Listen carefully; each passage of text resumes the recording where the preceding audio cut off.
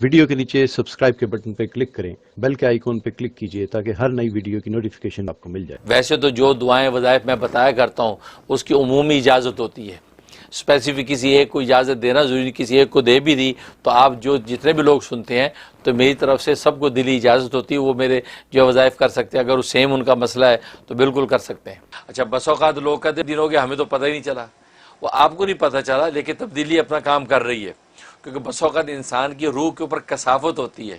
گندگی ہوتی ہے تو کثافت صاف لگنے میں ٹائم لگ جاتا ہے۔ جیسے میلے کپڑے پہ خوشبو چھڑکیں تو ویسی خوشبو نہیں پھوٹتی جیسے جو اجلے دھلے پہ ہوتی ہے۔ اس کا مطلب اللہ پہلے روح کو اجلا دھلا کرتے ہیں اس نام کی برکت سے، اب جب وہ مزکہ ہو جاتی اب یہ نام جو ہے وہ اپنی خوشبو کو ظاہر کرتا ہے۔ تو اس لیے ناظرین اس میں بھی پریشان نہ ہوا کریں کہ یہ ہو گیا ابھی تو کچھ بھی نہیں ہوا، نہیں وہ ہو رہا ہے، کیونکہ اللہ کا نام ہے، وہ اثر کیسے نہ کرے۔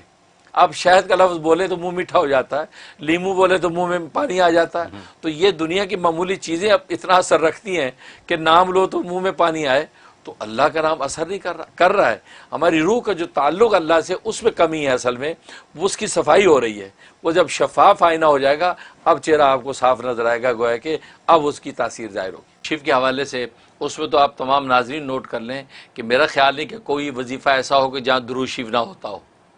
یہ انڈرسٹوڈ بات ہے کہ درود شریف اول آخر ضرور ہوتا ہے، عام طور پہ 11 دفعہ درود شریف بتایا جاتا ہے، اگر کبھی نہ بتایا ہو تو آپ درود شریف ضرور شامل کریں۔ اور اگر بعض ایسے وظائف ہوتے جس میں درود شریف نہیں پڑھنا ہوتا تو وہاں تصریح کر دی جاتی ہے کہ اول آخر درود شریف نہیں ہے۔ بس اوقات بعض دشمنوں کے لیے پڑھا جاتا ہے اور غیظ و غضب کے لیے پڑھا جاتا ہے، بعض وظائف ایسے ہیں کوئی کڑوی چیز منہ میں رکھ کے پڑھی جاتی ہے، اور درود شریف تو رحمت للعالمین کا تذکرہ ہے تو وہاں غضب میں رحمت کو کیوں ملائیں؟ اس لیے وہاں جو ہے مشائخ سلسلہ کہتے ہیں درود شریف نہ پڑھیں، یہ غیظ و غضب کے ساتھ جو ہے آپ یہ ورد کریں تاکہ اللہ کا غضب اس دشمن پہ ٹوٹے، تو وہ خاص تو اس کی تصریح کر دیتے ہیں۔ لیکن عام طور پہ اگر میں نہ بتاؤں تو پھر آپ انڈرسٹوڈ سمجھ کے درود شریف لازمی شامل کریں، کیونکہ درود شریف کی برکت سے تو وظیفہ آپ کا قبول ہونا ہے اور اللہ کے یہاں جو شرف قبول نصیب ہوگا، تو درود شریف جو ہے آپ بالکل اس میں پڑھیں۔ الحمدللہ وحدہ والصلاۃ والسلام علی من لا نبی بعدہ، اما بعد۔ آج ہم بات کریں گے اللہ تبارک و تعالیٰ کے اسماء الحسنہ میں سے 30ویں نمبر پر، 30th، اور یہ ہے العدل۔ العدل، عین دال اور لام، العدل اس کا معنی سراپا عدل و انصاف۔ سراپا عدل و انصاف جو ذات اس کو عدل کہتے ہیں۔ ایک تو عادل، عدل کرنے والا، العدل کے اندر اس سے بھی زیادہ عدل ہوتا ہے کہ یہ سراپا عدل ہے یہ شخص، تو اللہ کی ذات سراپا عدل و انصاف ہے، اس لیے ان کا نام العدل بھی ہے۔ اور یہ نام قرآن کریم میں 22 ٹائم آیا، 22 مرتبہ قرآن کریم میں مختلف جگہ پر آیا ہے۔ بہت اہمیت ہے، اہمیت ہے اس کی، اور اس کی عدد جو 104 ہیں، 104، 104 اس کی عدد ہیں، اور مفرد عدد اس کا 5 ہے، تو گویا کہ ہر 5 دن کے بعد لطیفہ غیبی ظاہر ہو سکتا ہے اور اس کے ثمرات نظر آ سکتے ہیں۔ اور یہ عجیب و غریب نام ہے۔ عدل کا معنی جیسے میں نے بتایا کہ سراپا عدل و انصاف، اور اللہ تبارک و تعالیٰ جو یقیناً سراپا عدل و انصاف ہے، کیونکہ عدل کا لغوی معنی برابری کرنا، تو اس لیے تنازعات اور جھگڑوں کے درمیان جب عدل و انصاف سے فیصلہ کیا جاتا ہے اس کا مطلب یہ ہوتا ہے کہ فریقین کے درمیان برابری کی جائے، مطلب ہے کہ ظلم پر فیصلہ نہ ہو بلکہ عدل پر فیصلہ ہو، کوئی افراط اور تفرید کے درمیان کا جو پہلو ہوتا ہے اس کو اعتدال کہتے ہیں۔ تو اعتدال کا مطلب بالکل دونوں طرف، دونوں پلڑے برابر، بالکل صحیح کانٹا ہے، اب فیصلہ کیا ہے۔ اس لیے آپ جانتے ہیں کہ عدالت کے اندر عدل جو ہے وہ سب سے بڑی اہمیت رکھتا ہے، اور اللہ تبارک و تعالیٰ کی ذات عادل ہے اور عدل ہے۔ گویا کہ اللہ نے انسان کی جسمانی تخلیق کے اندر جو ہے سخاوت سے کام لیا، یعنی جواد ہے، یہ 2 آنکھیں دے دیں، ایک بھی کافی تھی، 2 کان دے دی حالانکہ ایک سے بھی سن سکتا تھا، تو 2 ہاتھ پیر دیے، ایک سے بھی لوگوں نے کام چلایا اور چلاتے ہیں۔ تو گویا کہ اللہ نے سخاوت کے ساتھ انسان کی تخلیق کی اور عدل کے ساتھ اس کی ترتیب کی، یعنی آنکھیں کہاں رکھنی تھی وہیں رکھیں، ناک کہاں ہونی تھی وہیں ہے، کان کہاں ہونے تھے وہیں ہیں۔ اگر ان کی جگہ بدل دیں تو ایک تو سراپا بھدا ہو جائے، اور دوسرا یہ کہ اس کے صحیح بینیفٹس، اب پیروں کے اندر آنکھیں ہوں تو آدمی کس طریقے سے کہاں دیکھے گا، ٹھیک ہے نا، اور کان انسان کے پیچھے ہوں تو سامنے کی آواز کا کیا ہوگا۔ تو ایسی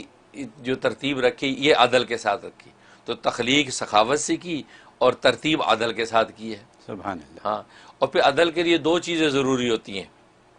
ایک تو یہ ہے کہ انسان جو زبردست ہو، یعنی ایسا زبردست ہو کہ اس کا حکم نافذ ہو کے رہے، اور دوسرا حکیم ہو، حکمت ہو اس حکم کے اندر۔ تو اللہ تبارک و تعالی میں دونوں خوبیاں پائی جاتی ہیں کہ اللہ عزیز بھی ہیں، زبردست بھی ہیں، کہ وہ جب ایک فیصلہ کر دیں اس سے کوئی سر منہ انحراف نہیں کر سکتا،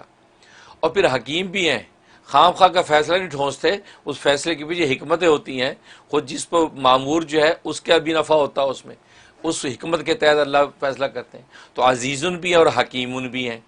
تو لہٰذا عدل کی یہ دونوں چیزیں ضروری ہوتی ہیں۔ تو دنیا میں بھی انسان جب کوئی فیصلہ کرتا ہے جھگڑوں کے درمیان، اس کے اندر وہ ایک تو زبردست مطلب ہے کہ عدالت عالیہ کا جج فیصلہ کر رہا ہے تو ظاہر ہے کہ اس کا فیصلہ نافذ ہوتا ہے، سیکورٹی ادارے اس کا نفاذ کر کے چھوڑتے ہیں، اور پھر حکیم ہوتا ہے کہ ایسی حکمت سے فیصلہ کرتا ہے کہ جناب کسی کو شکایت نہیں رہتی، اور وہ ہر ایک خوشی خوشی عدالت سے رخصت ہو جاتا ہے۔ تو یہ جج کی خصوصیت ہونی چاہیے۔ تو عدل کے لیے یہ چیز ضروری ہے، اور عدل جو ہے انسان کا خود اپنی ذات کے درمیان بھی عدل ہوتا ہے، کہ انسان کے نفس کے اندر عدل کرے، کہ نفس کے جو تقاضے ان کو بھی عدل کے ساتھ پورا کرے، پھر اپنی ذات اور دوسرے انسانوں کی ذات کے درمیان عدل، کہ ان کے درمیان جو کرے رشتے نبھائے تو عدل کے ساتھ نبھائے، پھر اپنی ذات اور اللہ کی ذات کے درمیان جو ہے وہ عدل ہونا چاہیے کہ اللہ کے احکام کس طریقے سے پورے کرنے ہیں۔ تو گویا کہ عدل جو ہے ایسی کام کی چیز ہے کہ خود قرآن کریم میں اللہ تبارک و تعالی نے ارشاد فرمایا کہ اس کائنات آسمان و زمین کی تخلیق میں نے عدل پر کی ہے، اور ساری کائنات کا نظام ہی عدل پر چلتا ہے، عدل پہ چلتا ہے۔ تو گویا کہ حضرت آدم علیہ السلام کی تخلیق جو ہے اس کی بنیاد اصل میں عدل ہے،